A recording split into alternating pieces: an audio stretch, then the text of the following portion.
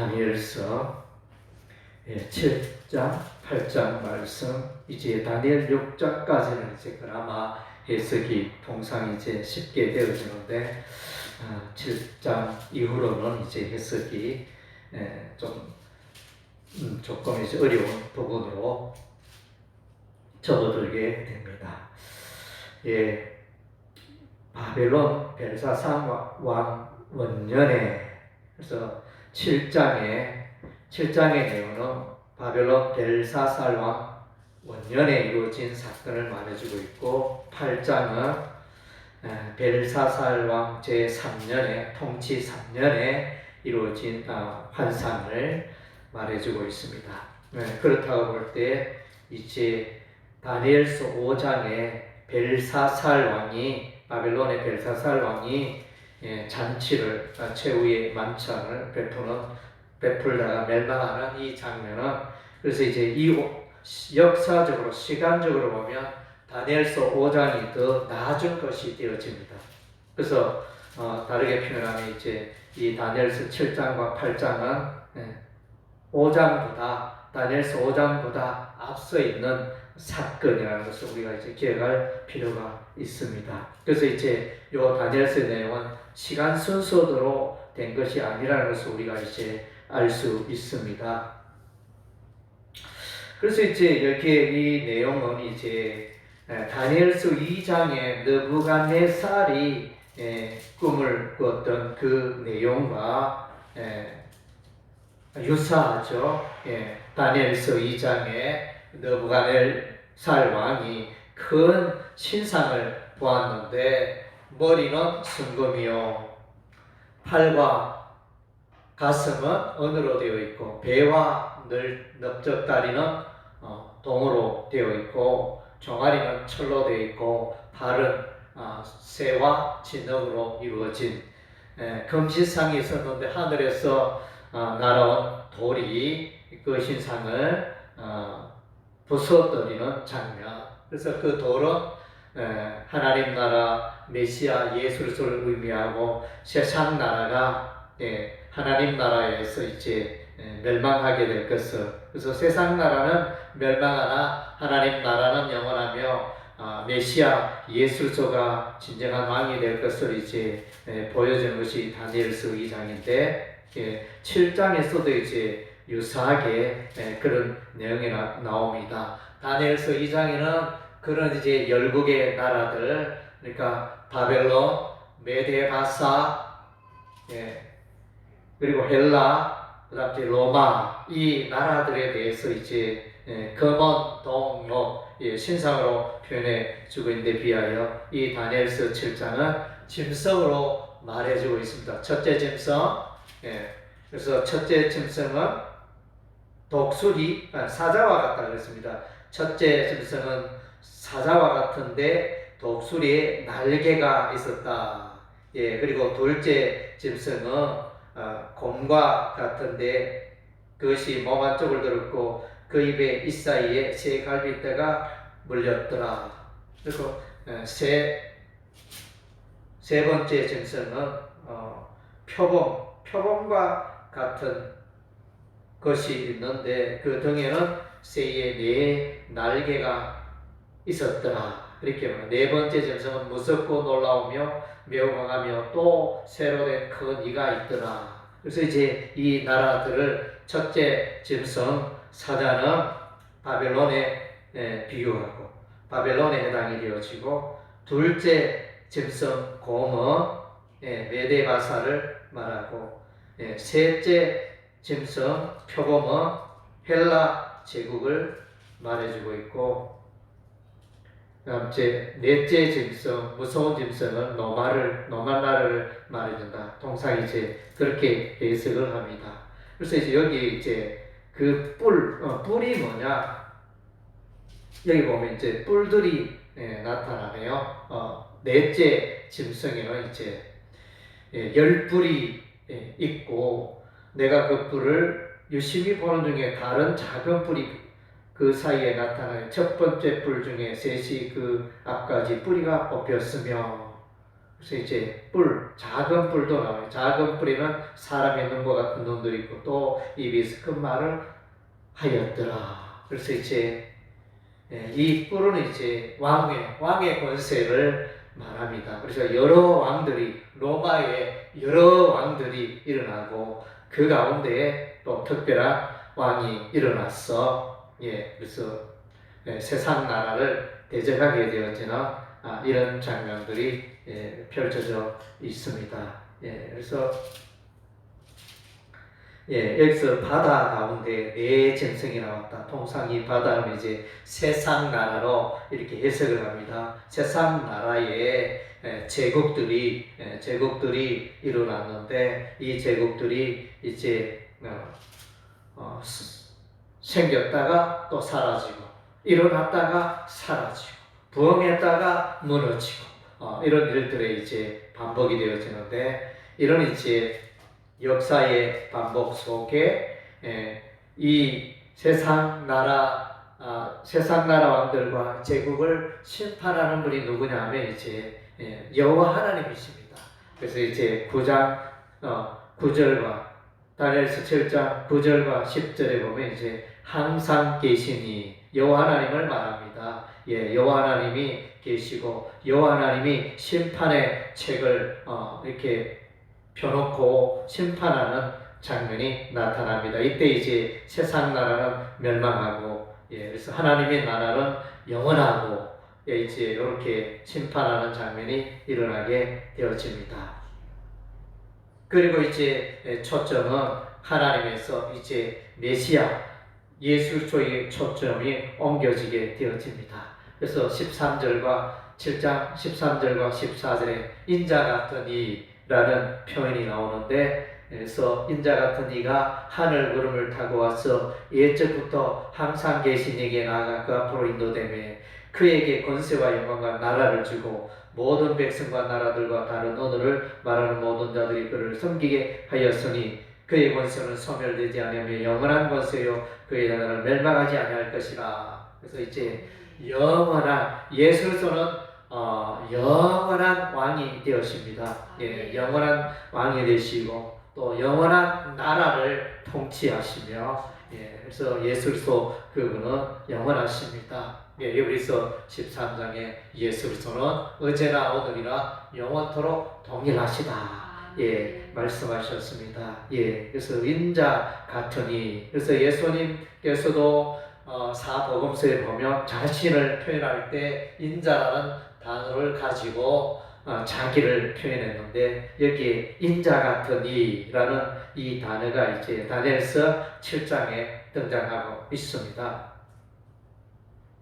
그래서 이제 이런 참 넷째 짐승, 특별히 넷째 짐승에 관한 표현이 나오는데 이 넷째 짐승이 성도들을 괴롭히고 이제 박해하는 이런 이제 존재로 나타납니다. 그래서 이제 우리가 역사적으로 보면 로마의 네로 황제를 비롯하여 로마의 많은 왕들이 기독교인을 박해하는 그런 일들이 일어났지 않습니까? 그래서 클라우디오 황제는 이제 브리스길라 아굴라를 추방하여 그래서 이제 이들이 고린도에 도착했을 때 고린도에서 바울을 만나 그들이 이제 장막 만드는 일을 바울과 더불어 함께하는 그 일들이 사도행전에 기록이 되어져 있습니다. 그래서 많은 교회의 박해가 로마 시대 때 있었던 것을 보게 되어집니다. 그래서 이제 이런 부분과 맥을 같이 하는 부분이라 할 수 있겠습니다. 그래서 이제 이런 작은 뿔에 관한 본문에 나타난 이 작은 뿔은 이제 로마 시대에 그때 당시에 하나님을 괴롭히는 세력, 권세, 왕이라 이렇게 할 수 있는데 더 나아가서 이 작은 뿔에 대한 해석은 이제 정말론적으로 정말의 하나님 나라를 대적하고 교회를 박해하고 하는 그런 세력으로까지 해석할 수가 있습니다. 그래서 세상 나라의 배후에는 늘 이제 사단 마귀가 있습니다. 악의 영 사단 마귀가 있습니다. 그래서 이제 사단 마귀가 아수르 나라에 역사하여 북이스라엘 나라를 치게 하였습니다. 그리고 이제 바벨론 나라에 사단 마귀가 역사하여 이제 유다 나라 예루살렘을 멸망케 하는 이런 이제 악한 일을 일삼게 됩니다. 물론 이제 궁극적으로 하나님의 역사적인 계획 가운데 이루어지지만 이들의 배후에는 또 이제 악한 영의 역사가 있는 것입니다. 그들은 이제 악의 영, 세상 나라는 궁극적으로 교회를 대적하고 교회를 박해하는 이런 세력으로 줄기차게 흘러가고 있음을 우리가 보게 되어집니다. 그래서 또한 이제 우리가 로마서 다니엘서 8장에 보면 이제 두 동물이 나옵니다. 순양이 나오고 뿔을 가진 순양과 뿔을 가진 순염소가 이제 나타납니다. 8장 3절에 내가 눈을 들어본즉 강가에 두 뿔 가진 순양이 섰는데, 그래서 두 뿔 가진 순양이 이렇게 왕성하게 동서남북으로 이렇게 왕성하게 힘을 행사하다가 이제 순염소가 나타납니다. 이 순염소가 서쪽에서부터 왔던 온 지면에 두루 다니되 땅에 닿지 않으며 그 염소의 두 눈 사이는 현장 뿔이 있더라. 그래서 이제 첫째 순양은 메대와 바사, 페르시아를 말합니다. 페르시아 나라를 말한다. 그래서 8장 20절에 해석이 되어 있죠. 두 뿔 가진 순양은 메대와 바사의 왕들이요, 이렇게 해석이 되어 있습니다. 그리고 21절에는 털이 많은 순염소는 헬라 왕이다, 이렇게 말해주고 있는데, 여기서 이제 현장 8장 5절에 그 염소의 두 눈의 사이에는 현장 뿔이 있더라. 현장 뿔은 이제 알렉산더 대왕, 헬라 제국의 알렉산더 대왕이 세상 나라를 정복하는 장면이 신속하게 빠르게 정복하는 이제 헬라 제국이 일어납니다. 그러나 이제 이 알렉산더 대왕이 정복 전쟁에서 이제 흘러오는 이야기로는 이제 전염병에 감염이 되어서 사망하였다, 이렇게 말하기도 합니다. 어쨌든 이제 알렉산더 대왕이 멸망함으로 그 큰 제국이 분열이 일어납니다. 4개의 나라로 쪼개집니다. 그래서 4개의 나라로 분열이. 그래서 이제 여기에 네 뿔 네 나라에 대해서 8장 22절에 설명해 주고 있습니다. 이 뿔이 꺾이고 그 대신에 네 뿔이 나선즉 그 나라 가운데 네 나라가 일어나되 그의 권세만 못하리라. 그래서 이제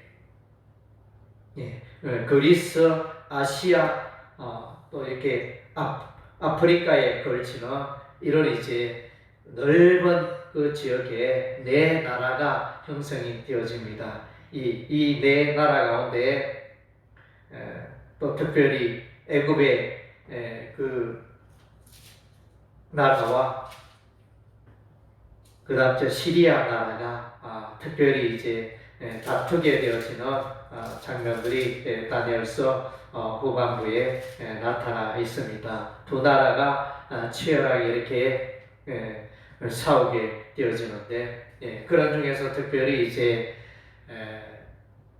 시리아의 그 왕들 가운데 아주 이제 그것을 작은 뿔로 표현해 주고 있습니다. 작은 뿔이 일어나서 하나님의 나라 예루살렘 이스라엘을 괴롭게 하는 장면이 나타납니다. 그래서 토틀레미 왕조 가운데 이제 한 왕 에피파네스, 안티오쿠스 에피파네스라는 이제 왕이 일어나서 하나님의 나라 예루살렘 유다를 괴롭히는 그런 장면이 이제 8장에 기록이 되어져 있습니다. 어쨌든 이제 이 흐름을 볼 때 세상 나라, 세상의 왕들이 하나님의 백성들을 이스라엘을 괴롭히는 장면이 기록이 되어져 있습니다. 그러나 우리 하나님은 마침내 그의 백성이 승리하게 하십니다. 그래서 7장 22절을 보니까 옛적부터 항상 계신 이가 와서 지극히 높으신 이의 성도들을 위하여 원한을 풀어주셨고 때가 이름에 성도들이 나라를 얻었더라. 그래서 이제 세상 나라가 한때는 왕성하지만은 때가 되면 하나님이 심판하시고 메시아 예수 그리스도가 재림하는 그날에는 세상 나라는 멸망에 이르고 하나님의 나라 왕성하게 되어지며 메시아 예수 그리스도가 영원히 통치하는 그런 때가 일어난다는 것입니다. 종말의 때에. 그래서 하나님의 나라는 반드시 또한 승리하게 되어집니다.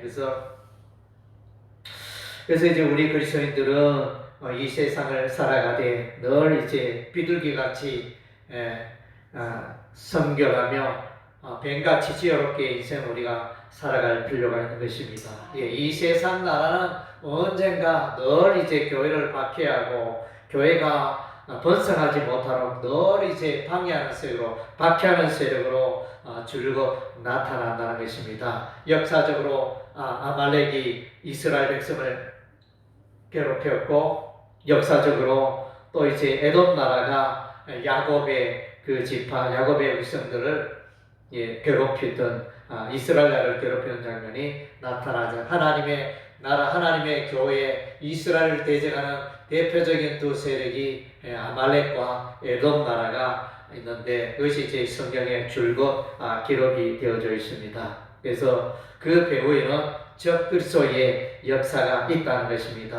마귀의 역사가 있다는 것입니다. 종말의 때는 더욱더 이제 이 적그리스도가 왕성하여 하나님의 백성들을 괴롭히고 하나님의 교회를 대적하는 일들이 일어나게 될 것을 7장과 8장에서 언급해 주고 있습니다. 그래서 이제 우리는 늘 깨어서 기도하고 성령의 인도하심으로 우리가 이 고난을 이기고 성도의 고난, 교회의 고난, 박해를 우리가 이기고 승리해야 할 줄로 믿습니다. 그래서 그리스도인들에게 고난은 마땅히 오는 부분입니다. 그 고난 때문에 우리가 두려워하고 염려할 필요가 없는 것입니다. 오히려 우리는 깨어서 기도하고 믿음으로 담대하게 믿음의 방패를 앞세우고 사단마귀의 모든 불화살들을 물리치고 승리해야 할 것입니다. 그래서 이제 이 다니엘서의 앞부분에 1장에서 6장 앞부분에는 주로 이제 이 세상 나라가 교회를 괴롭히는 특별히 다니엘과 다니엘의 세 친구를 괴롭히는 장면이 나타나죠. 느부갓네살 왕이 다니엘의 세 친구 사드락과 메삭과 아벳느고를 풀무불에 던져넣는 박해를 시작하게 되어집니다. 그리고 다니엘서 6장에는 이제 다니엘이 사자굴에 던져지는 일이 일어나게 됩니다. 그래서 이제 세상 나라가 하나님의 백성을 박해하는 그런 장면들로 개인적인 어떤 그런 박해 장면으로 나타나지만 이제는 이제 7장과 8장에는 이제 이 세상 나라, 세상 왕들, 제국, 권세들이 이제 하나님의 백성을 집단적으로 박해하는 그런 장면으로 나타나게 됩니다. 그러나 이제 끝까지 우리 하나님께서 그의 백성을 하나님의 백성들을 붙들고 계신 것을 보게 되어집니다. 하나님께서 이 세상 나라를 심판하시고 그 세상 나라 하나님의 교회를 대적하는 나라는 멸망에 이르게 하시는 것을 보게 되어집니다. 그러나 그의 백성 하나님의 백성들은 한때는 비록 엄청난 고난과 박해를 겪지만 그러나 이제 마침내 승리하게 되고 마침내 메시아 예수와 함께 하게 되어지며 예수님께서 다스리시는 그 나라에 영원히 거하게 되어지며 승리의 삶을 살게 되리라 믿습니다. 그래서 이제 우리는 정말로 성령님과 동행하며 또 예수님과 동행하며 승리의 노래를 부르며 고난과 혼란이 있을지라도 두려워하지 말고 담대하게 믿음으로 헤쳐가는 우리의 삶이 되어야 할 것입니다. 할렐루야. 아멘.